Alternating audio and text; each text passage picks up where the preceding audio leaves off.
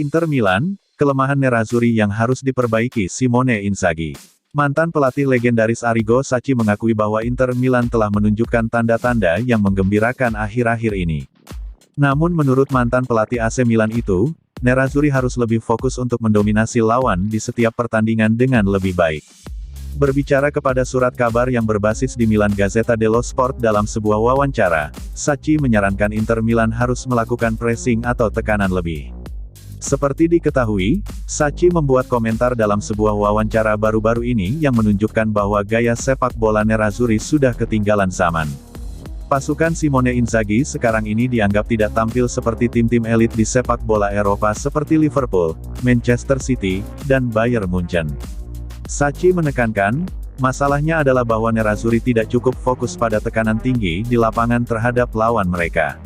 Selain itu, anak asuh Simone Inzaghi dianggap terlalu reaktif dan bahkan pasif dalam penguasaan bola di lapangan di sebagian besar permainan. Meski demikian, dia mengakui sementara ini telah ada tanda positif dan perkembangan yang ditunjukkan Nerazzurri.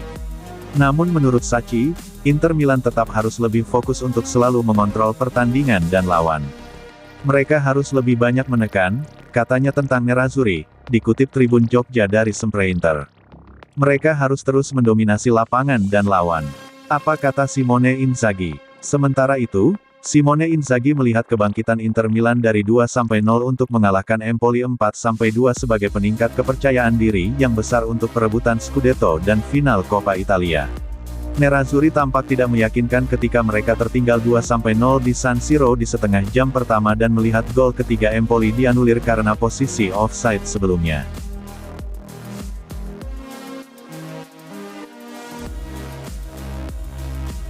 Hasil Liga Italia, tekuk Verona, AC Milan kembali singkirkan Inter Milan dari singgasana.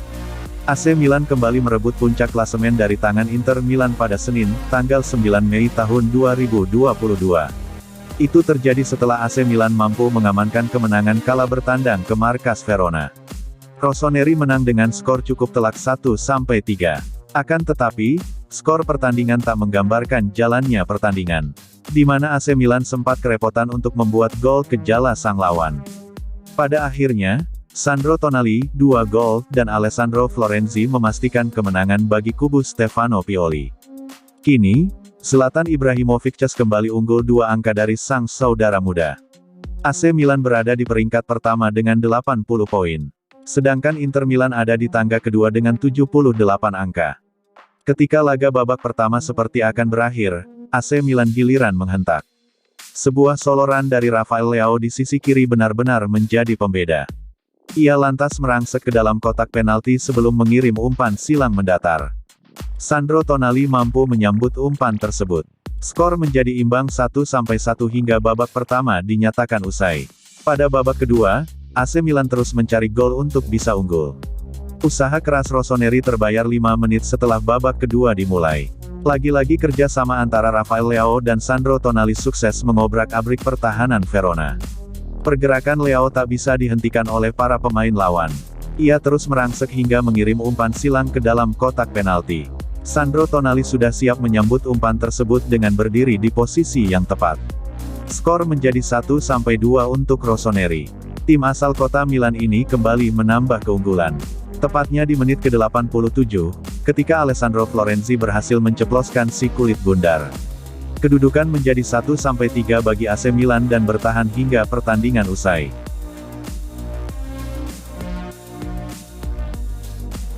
AC Milan juara Serie A 2021/22, loading 95%.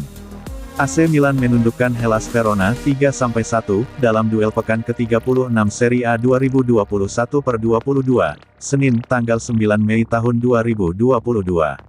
3 poin, 1 langkah lebih dekat menuju Scudetto. Kemenangan ini begitu krusial bagi Milan untuk mempertahankan posisi di puncak klasemen sementara. Saat ini Milan memimpin dengan 80 poin dari 36 pertandingan, unggul tipis dari Inter Milan yang mengejar dengan 78 poin. Posisi ini terbilang sangat bagus bagi Rossoneri. Pasalnya, Milan sempat merosot ke peringkat 2 karena kesalahan-kesalahan sendiri.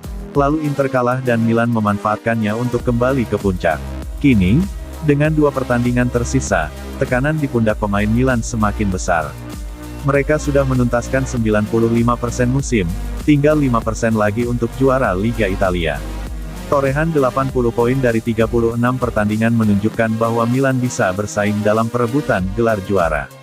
Jumlah poin tersebut bisa jadi modal cukup untuk juara. Menurut catatan Opta, ini pertama kalinya Milan mencapai torehan 80 poin di Liga Italia sejak musim 2011-12 lalu. Saat itu Juventus yang juara, 84, Milan finish peringkat 2. Kini, posisi Milan jauh lebih baik.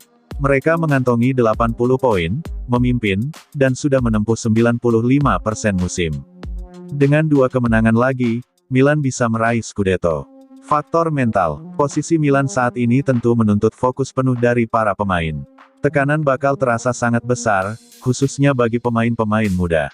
Untungnya, kali ini ada pemain senior seperti Zlatan Ibrahimovic yang bisa memberi contoh untuk para pemain muda. Stefano Pioli menyoroti pengaruh striker 40 tahun tersebut. Kami tahu tidak istilah hari esok, hanya ada hari ini, kata Stefano Pioli dikutip dari Football Italia. Ibrahimovic mengatakan sesuatu yang indah, katanya, semua orang ingat pemain Milan yang meraih Scudetto atau Liga Champions. Jadi jika kita ingin diingat, kita punya 3 pertandingan untuk melakukannya.